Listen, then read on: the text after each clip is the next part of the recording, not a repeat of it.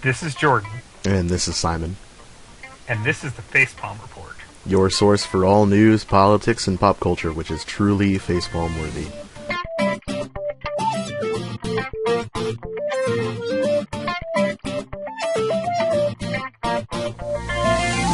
Howdy, folks. This week we've got a couple really interesting stories to go into. Oh boy, do we ever. Yeah, first we're going to start in Idaho, where a teacher teaching biology might be in trouble for daring to say the word vagina in anatomy.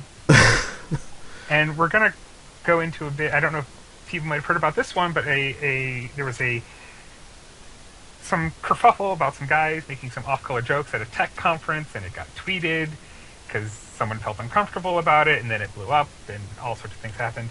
And then we're going to move on to a little story about someone suing over affirmative action. So let's Just a, really lighthearted collection of stories here. Yeah, and this week was a little hard because, man, there's a whole lot of stupid, but we tried to choose the ones that maybe had gone somewhat under the radar. Yeah. Because we're not gonna talk about the same-sex marriage ruling in that debate, because I think that one's been, even if you're not connected to the news that much, Yeah. that one's been pretty well trod. Yeah. No, I mean it's a very important issue, but in all honesty, it's low-hanging fruit at this point. So. Marriage is about procreation. Stop. Just stop. Okay. So yeah, let's start. We'll start in Idaho. Yeah. Let's do this. So, the biology teacher, Tim McDaniel, was discussing anatomy and said the word vagina. And some parents heard about it and were shocked. And this is one of those things where I'm like, how do you discuss reproductive anatomy without saying the word vagina, without saying the word penis? Like, is he supposed to, like, say the punani? Like, is he supposed to speak in euphemisms? Or is this just that he's not supposed to talk about it at all? Yeah, I think euphemisms would be infinitely worse. Yeah, honestly, I think at a certain point when people are so uncomfortable with the whole thing, the answer really is not to talk about it, which is not the answer. It's completely not the answer. Well, and icing on the cake, this is like 10th grade biology here. We're not talking like, but so even if you are those people who think, you shouldn't, that you'll tell small kindergartners, like, it's, don't let people touch your hoo-ha, because if you say vagina, somehow it's evil. But like, even if you're sort of that end of the spectrum on the not talking about it, like, this is 10th grade biology. You have to understand technical terms. So why not? Like, and so it's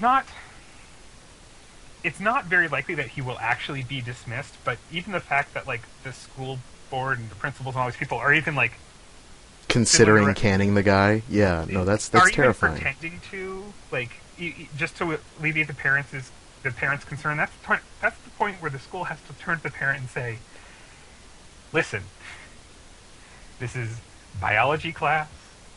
They are going to teach science. Science uses scientific terms." Yeah. This is in a textbook. Doctors tell their patients. They talk to them using the actual words for different body parts instead of euphemisms. And that's how this is all. It's all about ignorance and the spreading of ignorance. It's like if we don't pay attention to the issue, it will just go away. Like, sex is not a Tyrannosaurus. If you ignore it, it doesn't just decide to mosey on somewhere else. And especially kids. Like, kids are experimenting with sex. That's a fact of life. They've been doing it forever, ever since the dawn of time. And they're going to continue. And the least that we can do, I think it's responsible for the people who are sex educators or health educators or biology teachers, need to actually be using the correct terminology for things so people get comfortable with the idea of, I don't know, their bodies.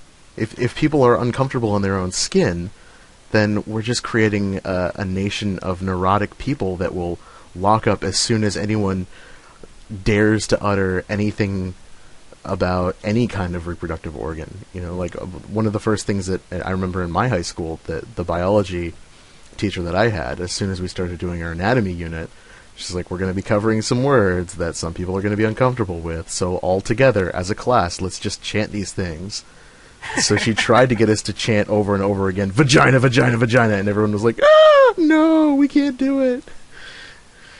And that's a problem. Like, it's a problem because people don't feel comfortable with talking about their sexual organs, about sex in general, and then it propagates this, I'm going to use a term that some people are going to immediately shut down because of, but rape culture, frankly. It keeps certain people, males, in power by making women uncomfortable with their own bodies and with their own sexual agency. And when we do that, and at the same time we continue to bombard women and girls with ideas that they should be sexy but not too sexy, they should be sexually aware but not sexually active, that they should be princesses who are also complete monsters in bed. Like, you can't have it both ways in this regard. It's dangerous and it's destructive. And I'm going to let you talk for a minute. Well, I sort of feel like I need like the little lighter just to, rock on. No, but that's the thing. It's like if we can't talk about it in the most basic, like, this is a vagina. Right. If you can't say that, how are you supposed to talk about anything else? And you're right. It's that shame that, because of course it's the female anatomy we can't talk about. You can't even mention the word vagina. I think a while back there was a run of the vagina monologues, and I think it was some city in Florida, and they had on the marquee for the theater the vagina monologues, and of course people went and they had to change it to they had to do the hoo-ha monologues, which, if you've ever seen the vagina monologues, is kind of meta. Because the vagina monologues is about being able to talk about vaginas, be able to talk about sex and use the right terms and all that sort of stuff, and they had them change it. It's like, and it's not like, these aren't dirty, shocking words. Like, there are plenty of uncouth terms for the female anatomy. This is the biologic term. Why is this shocking? And I think it's what you said. People want that willful ignorance, I think, is a good term for it. It's that I don't want to think about it. I don't want my kids to think about it, because if they think about it, they might ask me questions. Yeah. So, and, okay, if you don't want to talk about sex, if you don't want to talk about anatomy, and you don't want to talk about science, that's fine. But don't inflict that on a school. The school is where you're supposed to go to learn. Yeah, other children have a right to learn whatever they have the right to the same access to education and information. And you shouldn't be forcing everyone else to not have access to that just because you're uncomfortable with talking to your kid about sex. And it's not just one talk, too. That's the other thing. I don't remember where this came up. I wish I had an article, but somewhere someone brought up the idea that, like, the quote-unquote sex talk is not one talk. It's a series of talks. And it makes plenty of sense, because it's not one issue. You don't just say, well, when two people love each other, this part goes in this part, and stork comes by, and it's you have to get into a lot of stuff, and you need time to process it. When you're a kid and you're first learning about this stuff, it's confusing, and you need time to process. Well, and that's the thing, like, starting that conversation, like, it should start at a young age with the proper terms. Yeah. With, like, again, I just can't get over the fact that this is 10th grade biology and parents are freaking out. Like, how like, if a child has something wrong, like, are they supposed, how are they supposed to explain it that there's something wrong with their anatomy if it's like my naughty parts hurt? Like, Yeah, you don't that's want to be an adult who has to use euphemisms to talk about their own body to anyone, whether it's their spouse, their partner, or a medical professional. so. I just think this is one of those things, and we end up talking a lot about education, which I think because both of us find it kind of important. But Just a bit. it's one of those things like, stop screwing with school. Yeah. Just but and so don't force a biology teacher to start using euphemistic language to describe biology. Or to not even talk about it. Because if you do that, you handicap these students' ability to go on. If one of these, I just had a horrible thought. Could you imagine? Let's say these parents somehow do something and get the school to fold, and this teacher from forevermore, when talking, if he can still talk about, biology, has to say the hoo-ha. Ugh. And then if that student who has only heard it referred to in a scientific setting as the hoo-ha were to go to a college, how horrifying and embarrassing will it be for that student when everyone looks at them like they've grown a second head the first time they try to discuss biology in a biology class in college? Yeah. So let's stop try to make people use euphemisms in school. If you please. Yeah. And why don't we be careful about the euphemisms we work in mixed settings? Yeah, that's a very good segue. Yeah. So this one, okay. So I'm going to try and give a brief rundown of kind of what happened, and then we can sort of break it out because there's a lot of stuff involved in this. Yeah, there's a lot of pieces here.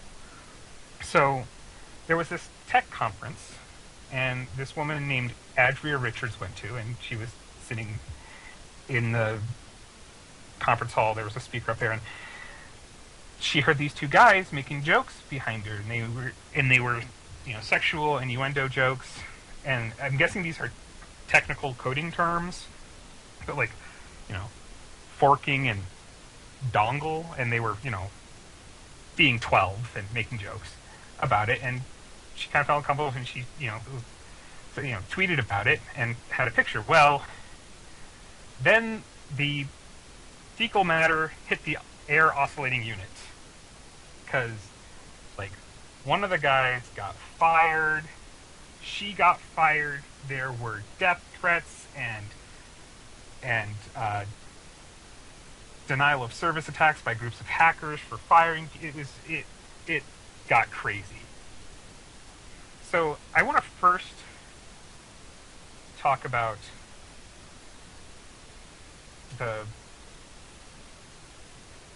take a brief moment to talk about hacktivism, because I think so what happened is Adria worked for a company named SendGrid, and after she tweeted this, they fired her. Well, then a bunch of hackers got together and did a denial of service attack where they sort of, as I understand what happens is they flood a server with requests that basically causes the the service to shut down because they just can't deal with the traffic. Yeah.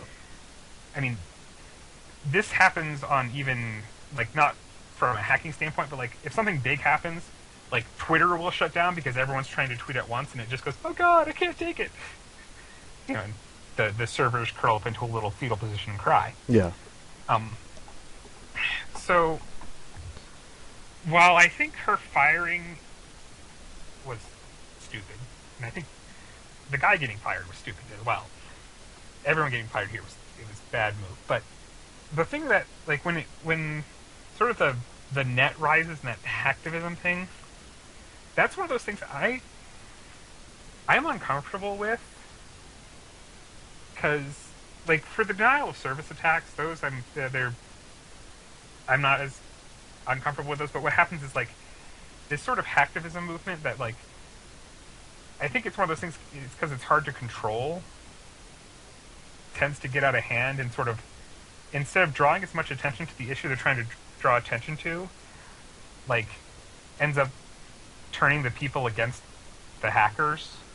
Yeah, it makes everyone look bad, especially because a lot of the hacktivists don't actually think through what they're doing sometimes. I mean, in this case, this woman was a developer evangelist, and as people in those positions are supposed to be, a lot of communications and PR goes into that work, and the company's line on that was that they felt that it was not becoming of a developer evangelist to engage in this kind of behavior where she's calling someone out anonymously and getting people fired and da-da-da-da-da. And I think that she did the best that she could. She felt uncomfortable by a comment which seemed pretty sexual, and no matter how many times the guy in question tried to spin it as not sexual, you have to understand how it could be perceived as that. But the thing is that, like, these DDoS attacks were on her company for not firing her in response. Yeah. Rather than on, I don't know, her Twitter page or anything that she ran. Like, it's moving the locus of blame to a different source that may not be. Well, and on her, like, so there's been a lot of people who said she handled this poorly, and while I can sort of understand the idea that, okay, well, people keep saying, well, why didn't she just tell them to knock it off? And here's my response to that idea: is that while it would be nice if we could judge every situation and every person as an individual, when you're working in a field that is traditionally male-driven, and when I say traditionally, I'm not saying it with any sort of sense of reverence that most people attach to that term traditional. I'm using it for shorthand as the way we've done things out of sheer social inertia. So she's working in a traditionally male field, and these guys tend to be crude, and it tends to be very exclusive, and we've talked about this sort of gatekeeper mechanism before, of women, where it's like, you can't, this is the boys' club, and we're going to either subtly or not so subtly try and exclude you from it because, well, it's ours. Yeah. And so, what,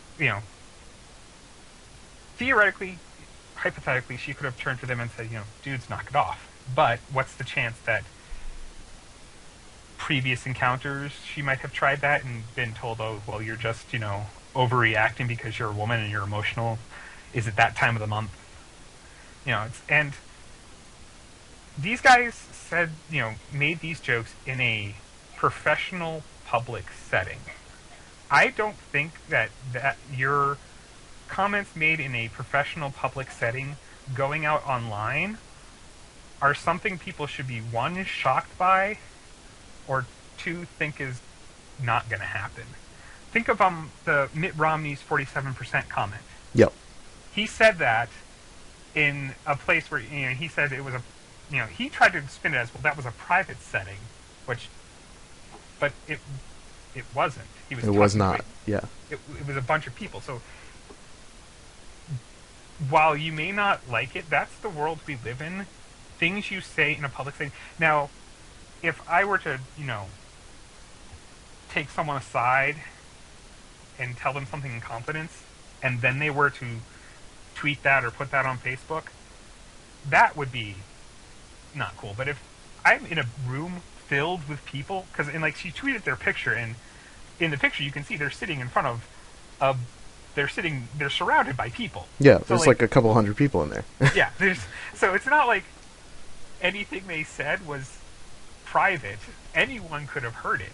So they were just. I think what they were most shocked by is that someone called them on it. It's like everyone in this room will obviously agree with us. We feel comfortable as the majority member of, as white male programmers. Like we have a bit of status. We don't feel that anyone's going to call us on it. And then lo and behold, this woman is like, hey, that's not cool. And you're right. There is no. You're absolutely right that no one should be blaming her for not confronting them in person, because you can only go so far, and you can't ask anyone to push their own personal boundaries for whatever reason on that. Like that's blaming the victim, and that's not productive. Well, it's like like I said, they didn't have they shouldn't have had an expectation of privacy. I expect they had an expectation of privilege. Yes. That, like you said, it's where white male programmers in a room filled with mostly white male programmers, and so we're just going to go by these rules because that's how we've always done it. And like, I've worked in certain settings where people have made off-color jokes for, but that was one when sort of everyone got to know each other, and it was only within that office, like, you know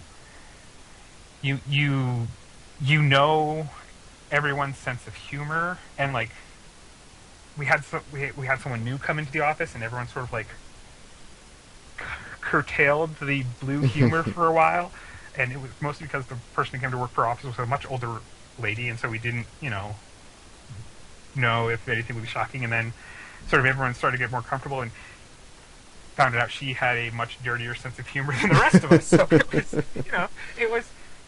So I'm not saying that you can't make your forking and dongling jokes. And, I mean, granted, when I heard those, I kind of had my 12-year-old boy moment going, tee-hee, dongle. So, I mean, but if you're in what is supposed to be a professional public setting. Yeah. Now, I don't think that, and I mean, even Adria had said she didn't want this guy to get fired for it, but she wanted them to stop. It's like, so it's. I think everyone overreacted here, like in how they responded to her tweet. Like, I mean, if she we're at a different culture in this sort of tech industry, I think she would have felt more comfortable, like saying, just turning around and saying, knock it off. Mm-hmm. But that's not the tech industry we have. Correct. And then sort of everything after that just was like this sort of, and I mean, people have responded, like her Twitter feed blew up with threats of murder, threats of rape, threats of raping her to death, and it's one of those things where it's like, gee, she feels uncomfortable in this male-dominated field. I wonder why. It's just insane. And I don't think that if we want to advance as a society, like this idea of this field is a man's field it's gonna have to go if we're gonna advance, because what happens is you have women trying to break into these traditionally male fields of science and computers, and it's rough. Like, a guy can go into a traditionally female field, like nursing. Yeah. Say a guy wants to be a nurse. He might get flack from other guys, but usually the field itself will accept him and go, oh, cool. Yep. He's still a member of the dominant culture and identity, and he's still capable of doing that. It's not until he compromises his gender or sexuality in any way, and that's a perceived compromise, not an actual compromise. Like if he decides to become a drag performer of any kind, that will immediately drop him in status, as opposed to if he went into something like teaching, which is has been traditionally female heavy, and there's a whole lecture I could get into about the history of gender roles in education, but I won't. But it's that kind of shift that when it involves your gender or sexuality, or the perception of what your gender or sexuality is, that it becomes more, the backlash becomes much harsher, as opposed to a woman trying to break into a testosterone-laden sport like boxing. There are plenty of people who will say, plenty of men who will say, "Oh well, I can do my job better than a woman because a woman isn't capable of the same physical strength or mental stability or what have you." Any excuse really for any occupation. women are bad at math. Right. That idea that women are bad at math, and it's one of those things where it's like that's one of those societal inertia things where it's like, so we started, first it was girls are just going to get taught cooking and sewing because, well, that's the woman's job. Because here I want to digress, and this is an anecdote I use whenever I talk about this idea of sort of like the things we do just because we've done them that way. So it's kind of a joke. Okay, so it's a very gendered joke, I'm sorry. So this woman is going to cook a roast, and she tells her husband, "Can you cut the end off the roast?" And this is something every time she cooks a roast, she has him cut the short end of the roast off, and he's like, "Okay." And then he starts in on it, and he goes, "Wait a second." He goes, "Why am I doing this? You have me do this every time." She goes, "Oh, because my mother did it." He goes, "Okay, I will cut the end off this roast, but you got to call your mom and figure out why." So he's hacking his way through this roast, trying to cut the end off. And so she calls her mom, but since she hasn't called her mom in a while, she sort of can't just jump to that question. So she, says, "How's Dad? How's this?" And they talk for a while. And finally she asks, "Oh, so we were going to cook a roast. I was wondering, why'd you always cut the end off?" She goes, "Oh, because Grandma did it. Because your grandmother did it." Oh. So then hubby is still hacking away at the end of this roast, trying to cut through the bone. And so the woman hangs up on with her mom and calls her grandmother, and sort of, it's been longer since she's talked to her grandmother, so she has to go through this whole thing. So about the time hubby's almost done cutting the end of this roast, she finally asks her grandmother the question, "So why'd you always cut the end off the roast? Why'd you always have Grandpa cut the end off the roast?" And she goes, "Oh, my pot was too small." So when it comes to this idea of like traditional things we do because we've just always done them that way, I always think of that anecdote, because in this case, like, the women's job is the house. We've always done it, and the thing that gets me is that I can't go back to the "our pot was too small" solution. All I can go back to is something like I can't figure out what happened way back in the when somebody decided this is how it's going to be. But we don't like that even if there was some sort of reason in the long ago, we're not there anymore. So this idea of girls are bad at math because we didn't teach them math. Mm-hmm. And then after that, when we started teaching them math, because we hadn't taught them math, they weren't good at math. So then we just got this perception, oh, girls are bad at math. So then with that perception of girls are bad at math, people didn't put as much effort into teaching them math. And the same goes for those things like science. So it's like we keep having this sort of these fields. We say this is boyland, mm-hmm. And someone might think that's the way it should be. But here's my thing: I think equality is good just because it's good. But I'm going to be entirely selfish here for a moment. I want to visit my future grandkids on Titan, the largest moon of Saturn. We aren't going to get to the stars any quicker by automatically assuming the female half of the population is too stupid to help us get there. Yeah, that's absolutely right. We're actually hindering ourselves dramatically, because when we have more people able to do more jobs, we can actually start getting things done. If you have 1,000 people and you only permit 100 of them to do one particular task because you perceive that they are better at something than another person, and you keep everyone else out, you're going to go at it much, much slower, as opposed to opening the opportunity to try to all 1,000 people. And if you increase that exponentially to the population of the world, just imagine what we could actually do if we got past our perception that some people are genetically predisposed towards being more physically active, more intelligent. This is and this notion has pervaded through everything from our schools to, in the form of tract education, in the form of high achieving students versus low achieving students, the achievement gap, the perception that Asians are good at math, all this stuff, even into our pop culture. If you want to talk about Dungeons and Dragons for a second, like racial bonuses, like you were born as an elf, therefore you are all automatically versed in music and culture and magic, and that's it. Like, you will always be good at this. Like, how crazy is that? There's got to be like a fat elf out there somewhere who has no interest in music.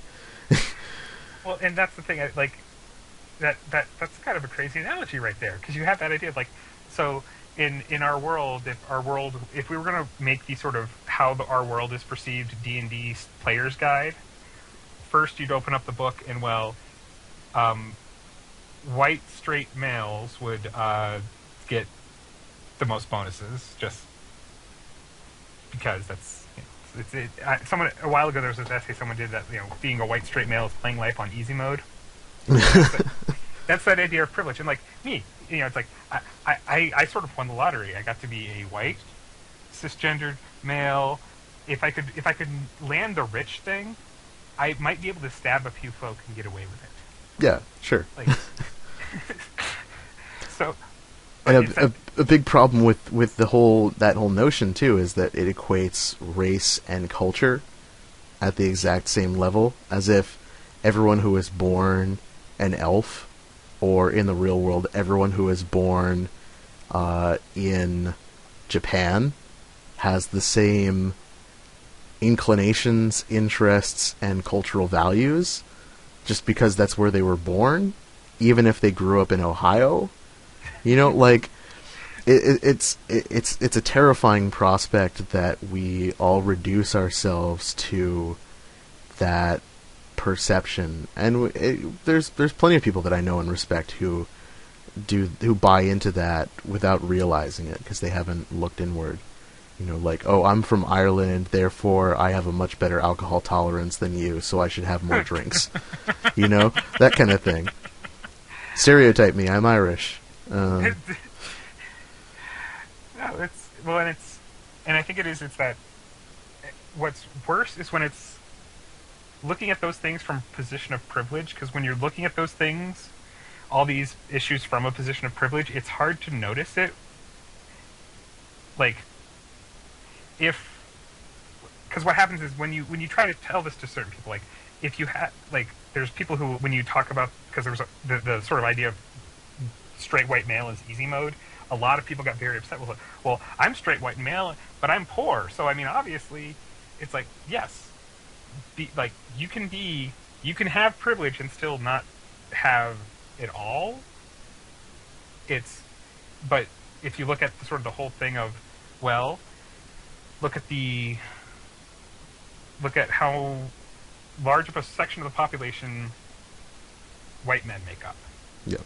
And then look at, of that whole percentage, is there an equal representation in all socioeconomic classes? Is there equal representation in prison populations? Is there equal representation in colleges? Mm-hmm. So, and then when you start looking at those numbers, you realize, more white men and are hitting the quote-unquote good brackets of, education, not having an extensive criminal record. And you have to ask one thing. And this is sort of the question I sort of ask people when they're sort of doing that, I'm not racist, but. Mm-hmm. So you have young black men make up a disproportionate percentage of the population in our jails and prisons. From this, you can come to one of two conclusions. Either, A, there is a issue of systematic racism that keeps putting them there, or B, young black men are just inherently more criminal. If you answer A, give yourself a cookie. If you answer B, you are a racist. Thank you. Yeah, no, I don't want to demonize all white people, and that's probably my genetic inclination as a brown person to hate every person who is Oh yes. of pale skin. Obviously, spoiler alert: I'm not white. We're gonna get a I love science kind of reaction, which is something we also could talk about, but we won't this time. But that's also everyone should look into that story. Yeah. People found out the I effing love science person was a woman, and people were like, "Women like science again? Women in a male-dominated field. Wonder why there's uncomfortableness there." Gee. Yeah. Anywho, so you were saying. So yeah. God, what was I saying? Privilege. Yeah. So it is true that there are plenty of people who are of a particular, somewhere on that spectrum of the dominant society, the dominant group in the United States, white, cisgendered males. There are plenty of people who are on that, who meet one of those three requirements, who have a leg up on other people, who are impoverished, or have fewer resources, or are just not as, seem to be not as privileged as someone else. Like, you're a poor cisgendered white male. Like, yeah, you don't have as much money as everyone else, so you don't feel like you have privilege, but you do have an advantage over everyone else to a certain extent, and it's hard to see when you're in that particular field of vision. But to deny that you have any kind of leg up on another person is dangerous. Well, like I can walk down the street and not be perceived instantly as a criminal by most of society. If I don't dress well, I'm a t-shirt and khaki pants and hoodie wearing white guy. But I don't have to worry about people instantly assuming as much that I'm a criminal than I would if I had slightly more melanin. Yeah. And I just had a thought. We keep using the term cisgendered, and I know that's one of those terms that if you're not in the sort of larger gender movement, you might not understand. Cisgendered is referring to someone who is their biological gender and their personal gender mesh. It's you were born with male genitalia and you feel male. Yeah. Is that a good way to explain it? That's a very good way, yeah. Yeah. And if anyone's interested in looking in the rest of that, I highly suggest looking up the genderbread person, which is something that I discovered at PAX this weekend. It was very, very interesting. It's it's a like a gingerbread person, but it's got little different spectrums for different identifiers, like masculine, feminine, trans, like all these different identifiers, that how you identify physically, your personal gender identity, and it's a very good way of figuring out where your personal gender identity is, because some of it is choice and some of it is just natural. It's the way you're born. But so in having that, having that white cisgendered male privilege going on, and it's that like I can remember not necessarily perceiving that from because I grew up in mostly like small white rural communities.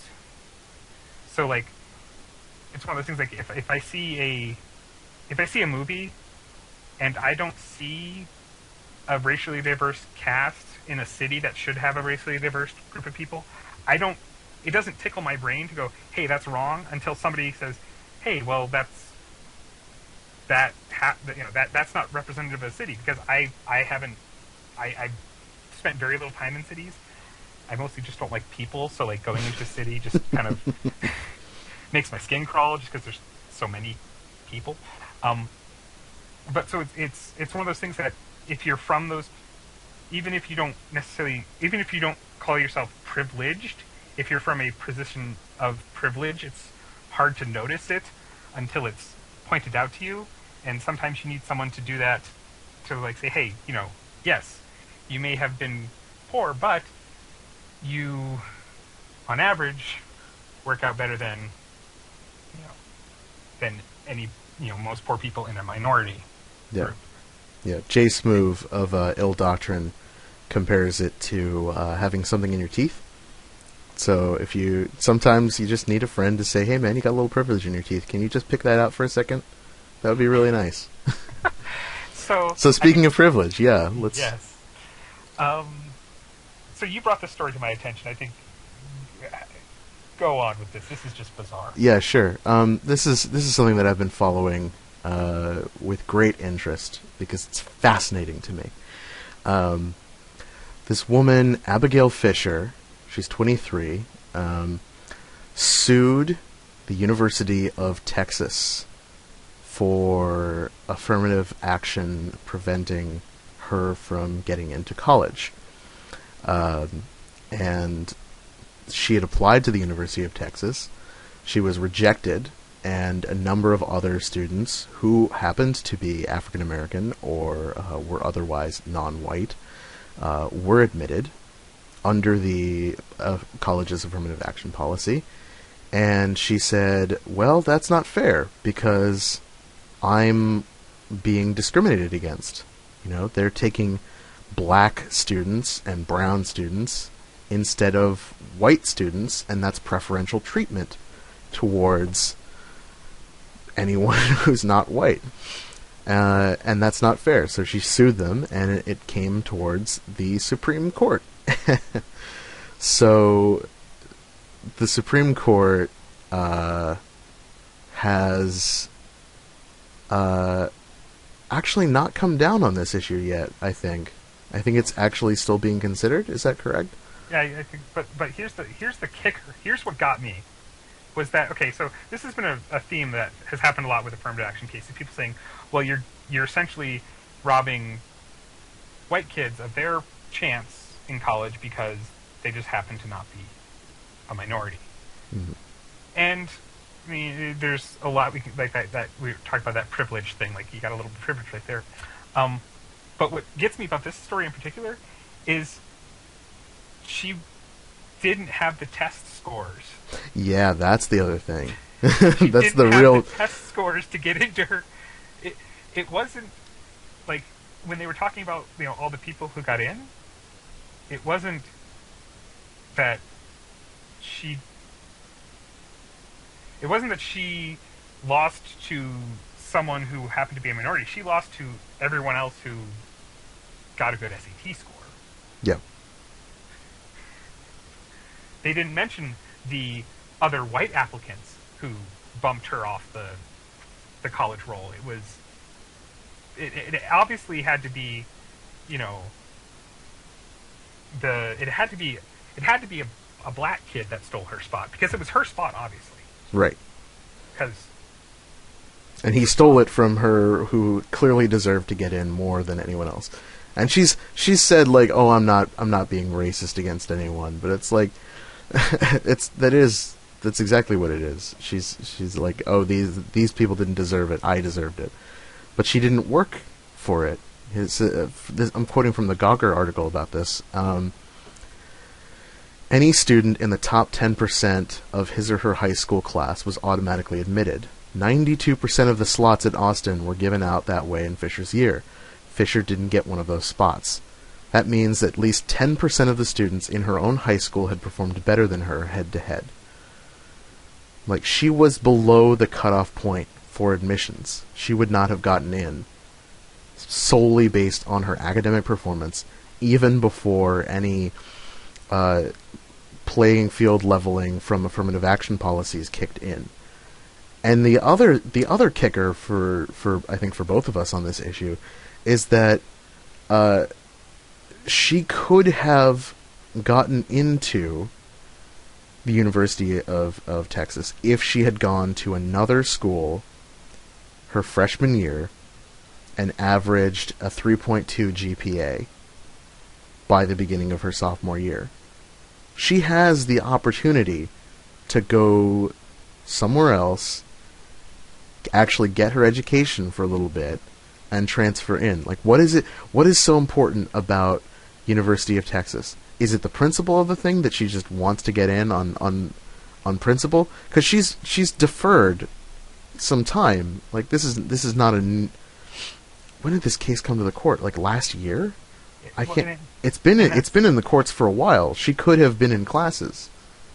And that's the thing. It's I think, and that right there is that example of privilege. It's not like when she didn't get in, her thought was, oh, maybe I should have studied harder for my SATs. Maybe I should have done this. Maybe I should have applied to other schools. It was obviously a black kid stole my spot. Yeah. Because it's my spot. And that's when people talk about privilege and they say that, oh, if we give everyone equality, it's not going to take away your rights. And that's kind of true, but in a way, here's the thing. So let me complete this thought before people go, oh my god, that sounds horribly racist. White people used to have the quote-unquote right to own black people. They don't have that right anymore, and that's a good thing. So when you start chipping away privilege, yes, you are taking away someone's ability to lord over just winning the genetic lottery of being born into a certain race or class. You're taking that ability to lord that over other people away from them, and that feels to people like their rights are being taken, like their position is being taken. But as we said before, when we level this playing field, when we allow access to more people, we as a society will advance faster, will become better. So I'm not sad that I no longer have the right to own black people. Yeah. It's and we and yeah, go ahead. wouldn't have Neil deGrasse Tyson if white people could still own black people. Yeah. And I don't that Neil deGrasse Tyson is a fascinating phenomenon too, because his ethnicity I don't think I've seen come up in many discussions. People just take him as it is. There was one, yeah. There one where he was talking about, because he had, when he wanted to be an astrophysicist, people were like, there was people within the black community. He was like, you need to be like a doctor. You need to be helping the community. You need to, you need to be, because it was when he was first starting out. It was during sort of the nascent civil rights movement. Just sort of after that, when there was that the opportunities started opening up, and you sort of had to play this part in this movement. And he was like, but I like the stars. And he said there was one time where someone called him up because there was this asteroid going to buzz by, and they needed somebody to talk about it on the news. And he said, I'm paraphrasing, basically the part he played in it was that when they asked him about it, and it was like, they asked him about it from the perspective of, here's a scientist talking about this asteroid, not, here's, and how does this affect black people? So it's like, that's like the one instance where it's come up, but most people are just like, oh, Neil deGrasse Tyson, he's smart. And I think that really, that rounds it out nicely, because if we could get to that point with women and with other groups where it's not, oh, he's smart for a black man, or she's smart for a lady. It's, oh, you're smart. Oh, you're smart. You're kind of a dick.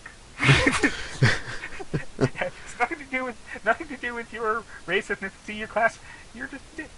And if we can get to that point, in that sort of perfect world scenario, then we can make it, we can advance. If we sort of, if people can sort of help other people by pointing out, hey, I like that. You got a little privilege right there.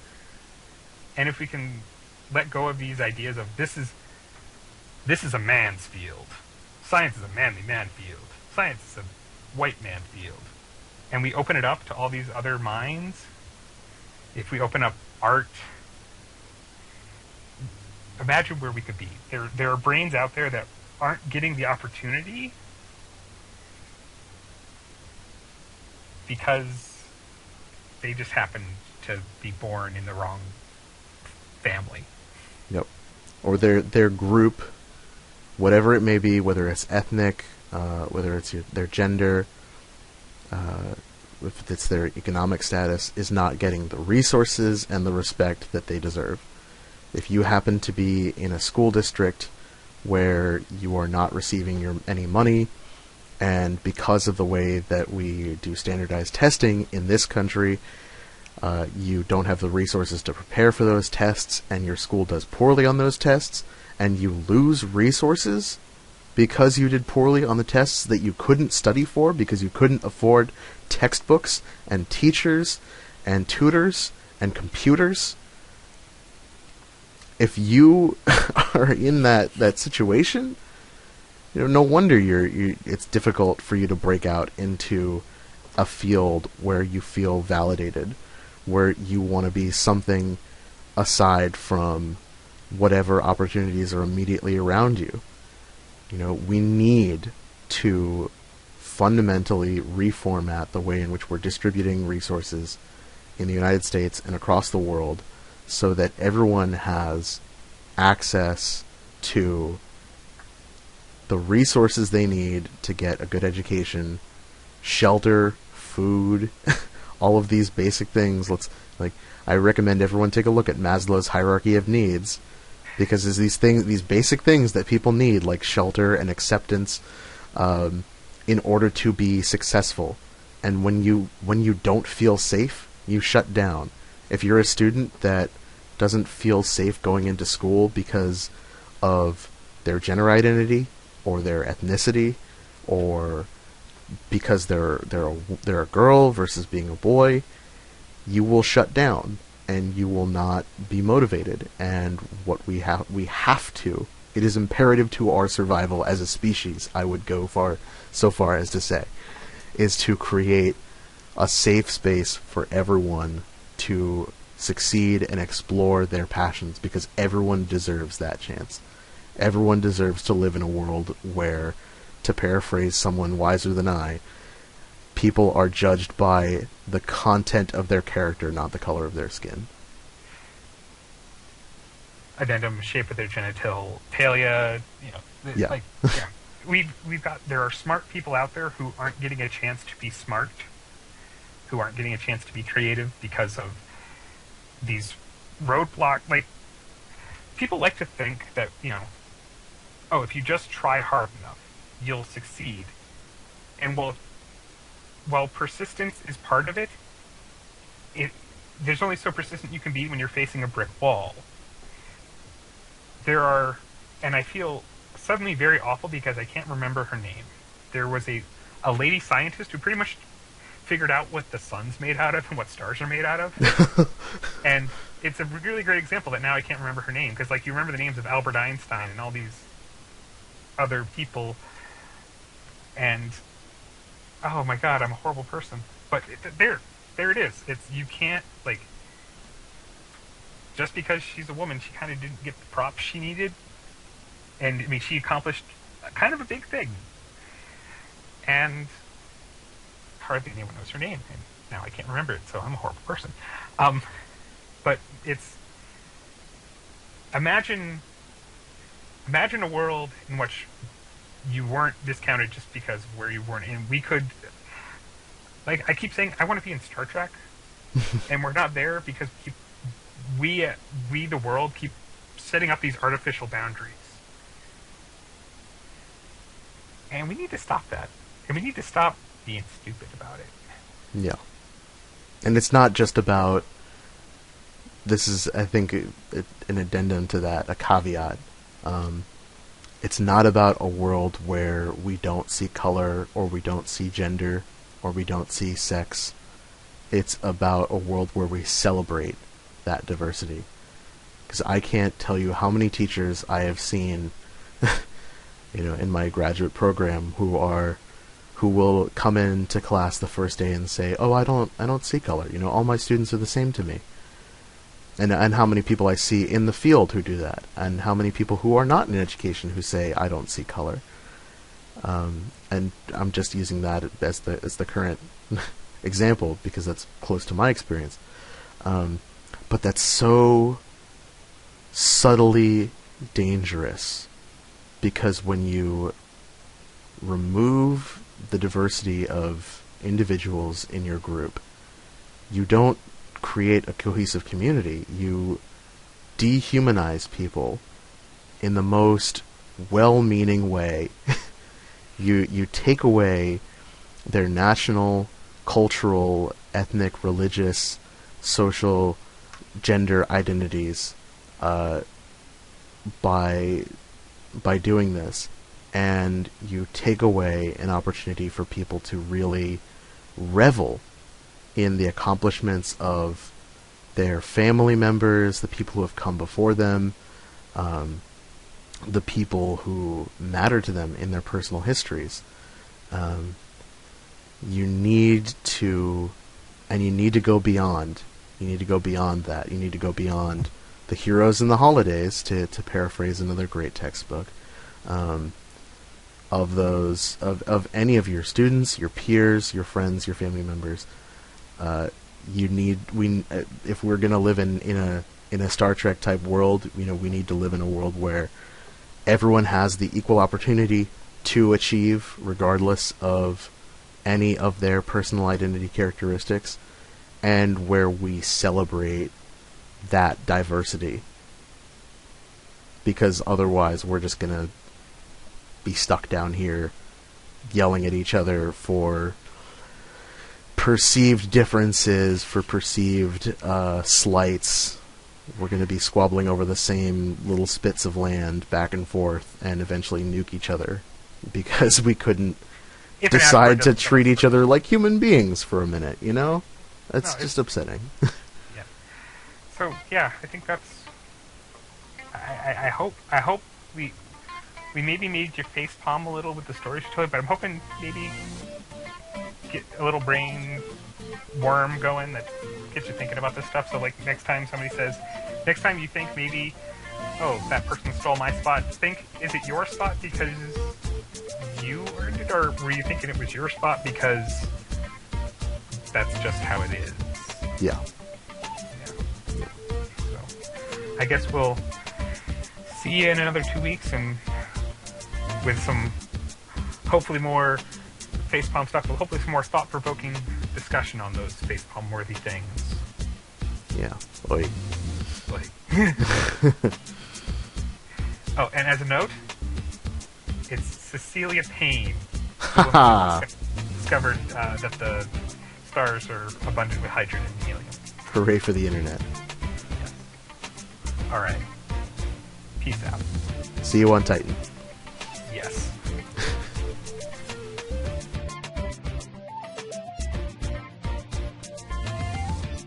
If you have a news story, political blunder, or pop culture tidbit that makes you facepalm, we'd love to hear from you. Send us an email at facepalmreport@gmail.com. You can also find us on Twitter at facepalmreport, and we're also on Facebook.